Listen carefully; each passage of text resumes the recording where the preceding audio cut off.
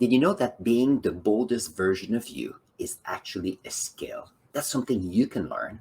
Well, if you, I've done a series of videos about momentum, Evan Carmichael's latest book, and it goes like this for his mindset shift number three. No, number four. What would the boldest version of me would do? And as I was listening to a video today, because Evan is the bolder version of me, or I hope to be as bold as him, but in his interview, and I'll show you the interview, he had an interview here with Jennifer Cohen with her book Bigger, Better, and Bolder. And we were talking about the fact that being bold is, is a skill. And even though we feel uncomfortable to do so, sometimes to ask for more, sometimes to try bigger bigger actions, to have bigger vision, bigger dreams. That's something that you can do, but it needs practice because too often we are set in our own little lives and it's much harder for us to try something new. Now, when I was listening to that video today about the being bolder, all I could think of, and you're gonna laugh, all I could think of is the following. There are boulders, so they're glacial erratic boulders here. By the way, these are the big rocks in close to Calgary. I remember taking pictures of something similar, even though this picture is from Wikipedia. And the idea here is when you are being boulder, you're not being a rock, even though a rock is something that is stable. You are trying to be aware that you have a sense of who you are, but too often we have a sense that we are small, that we can do a lot, but there's so much we can do because of our own personal beliefs, our own personal ideas of what can be done based on our experiences. And if you think about that, there are people out there, and I'm sure you know many people that will say, okay, well, if you want to do something, just do it. If you want to try to go to a new restaurant, just go. If you want to visit a new city, just go. Travel to another country, well, just go. Meet a new person, well, just go and find a way to meet that person. All of these sound easy, but too often when we're faced with the opportunity or the thought, often we tend to become smaller and we go back to our limiting beliefs. And the reason is us human, we tend to be people that like to be in our comfort zone, and we're organisms or let's see, we are of habits. We have people of habits. We just love to be in a place where we are comfortable because we know what to expect. Okay, so how can we be bolder? Well, to be bolder, you need to try to be bold for smaller steps. So, for example, if you go to the grocery store and you're looking for something specific, well, ask a person there to help you. And if the person will help you, because that's part of what they are paid to do. So it is a bold move because you're asking for something, not knowing if the person will say yes or no. But if you do it in areas where people will say yes to you, it will build a bit of confidence. Now, once you've practiced a little bit, then try to see if you can try bolder moves. So that means that if you go to a store and you can't find something, ask for help. You can ask for help for people that work at the store, but how about you ask for help from a client in the store? You're being nice, you're being forward, and you just ask for help. A few things will happen. First of all, you might feel uncomfortable by this bold move to ask question to someone. You might feel uncomfortable. You might say, well, what will this person think of me? But this is part of feeling uncomfortable and bypassing these feelings, these beliefs, so that you can do a bolder move. So ask, could you help me? But I'm looking for something specific, and see if the person can help you. If the person can help you, all the better, it will boost your confidence. If a person says, nope, I don't want to help you, and I'm not interested, what happens is that you are building resilience, saying that you can ask for help, but it doesn't mean that you will get what you're looking for. So this is a learning opportunity for you, because someone who projects boldness you will find that they are fearless. Well, it's not that someone is fearless. It's someone that has built the resilience of knowing that it's possible that by asking or by doing something, it might not work out. Failure is possible, but knowing deep inside that they are aware that they can overcome a negative answer, they can overcome rejection, they can overcome failure. And by knowing that, the person is already standing on higher ground because the person knows that by trusting themselves, someone that says no, it's not the end of the world. It is the perspective of that person at the time. And I always say your safety is the most important thing. So you want to make sure that you're in a place where you're safe physically and mentally and so on. But the idea is to find a way to be bolder every day by practicing. Okay, for example, someone, if you say, well, I don't know what to do, I'm very shy of asking. Well, if you go to a restaurant, ask for some salt, ask for a condiment. If you go to a bookstore, ask for specific authors, so ask someone to help you find a book. If you're working in a company and you're not quite sure of something, just ask for help. If you want to meet somebody, see if you can ask for information on how to meet the person. And slowly you'll build some resilience and you'll be bolder in what you do. So that brings me to the next topic, which kind of interesting, and it's a topic that relates to podcast. So I don't know if you're aware, yesterday or a couple of days ago, YouTube, through their YouTube creator channel, they presented that nowadays you can create podcasts within the YouTube platform. And I was listening to a video yesterday about that topic, and I said, okay, well, that's interesting. But then I started to realize that having a podcast is something that I've always wanted to do. On the other hand, when I think of podcasts, I think of people that are meeting other people. They are having great conversations. They are, first of all, you need to get access to these people. And I always said, oh, it's not for me, it's too much work. On the other hand, knowing that this is an option, then I feel that, okay, what if I had a podcast? Now, my limiting belief says that I can't do a podcast. And the reason is that I don't want to go on the Apple platform, the was it called the iTunes platform or other platforms to put my podcast there.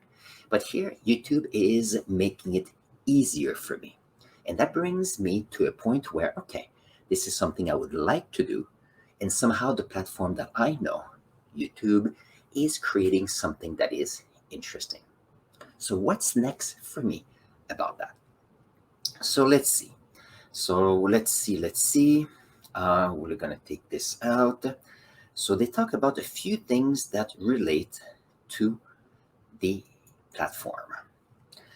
So the idea here is through YouTube Studio, you'll be able to create a podcast. Okay, a lot of people have podcasts.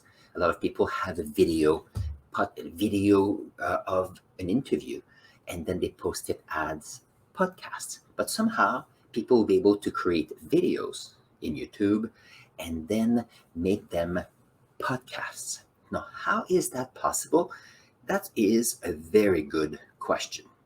So let's see if I can find the second point to show me the information here. Okay, I'm showing it one at a time because as I say that, I feel very uncomfortable knowing that it's something I will most likely do, but I just don't know if I'm going to have